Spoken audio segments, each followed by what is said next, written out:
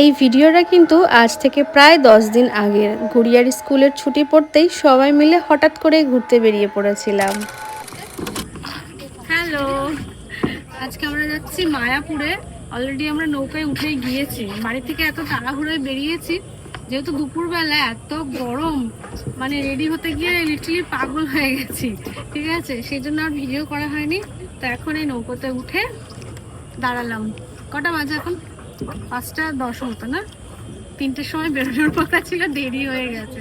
সেই জন্য অনেকেই আছে, আমার মা আছে, পিসি আছে, গুড়িয়া আছে, আমাদের গুনগুন আছে, সবাই আছি আমরা। আর এখানে আমার পাপা ভিডিও করছে। বাহ, ভালো লাগছে। সেই ছোট্টবেলায় এসেছিল বেবি, তখন কত মাস ছিল যে? অন্নপ্রাশনের আগে না পরে যেন অনামিকারা শুধু এসেছিলাম না, তখন ছোট্ট ছিল, দুজনেই একদম কুট্টি কুট্টি। নৌকোতে ওঠার পরে ভেবেছিলাম মাম্মাম হয়তো ভয় পাবে, কিন্তু সে যে এত সাহসী সেটা বুঝতে পারিনি। ও কিন্তু নৌকোতে উঠে অনেক আনন্দ পেয়েছে। নৌকো থেকে নেমে টোটো ধরে সোজা চলে এলাম স্কনে। আমি জানি আমার মতো হয়তো সবারই মায়াপুর স্কনের এই কীর্তনটা শুনতে খুবই ভালো লাগে। শ্রীকৃষ্ণের নাম সংকীর্তনে একটা আলাদাই শান্তি আছে, মনটা অনেক শান্ত হয়ে যায়।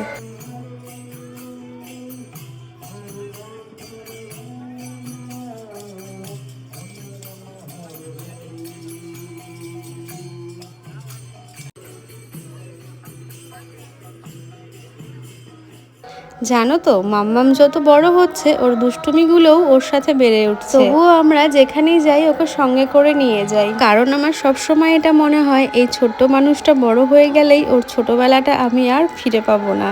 তার সাথে ওর এই ছোট ছোট দুষ্টুমিগুলোও কিন্তু আমি অনেক মিস করব। আনন্দ দেখো, মজা। হ্যাঁ, জুতোটা একটু খুলে দাও। বাড়িতে যেহেতু তেমন কোনো খেলার সাথী নেই, তাই খোলা মাঠ পেয়ে সে কিন্তু নিজের খেয়ালে ছুটে বেড়াচ্ছে, কারো কোনো মানা শুনছে না, বাধা মানছে না।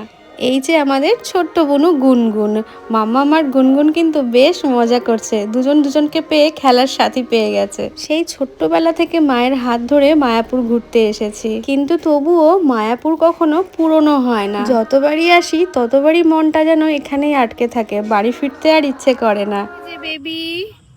বেবির আর ভালো লাগছে না, মানে ঘুম পেয়ে গেছে।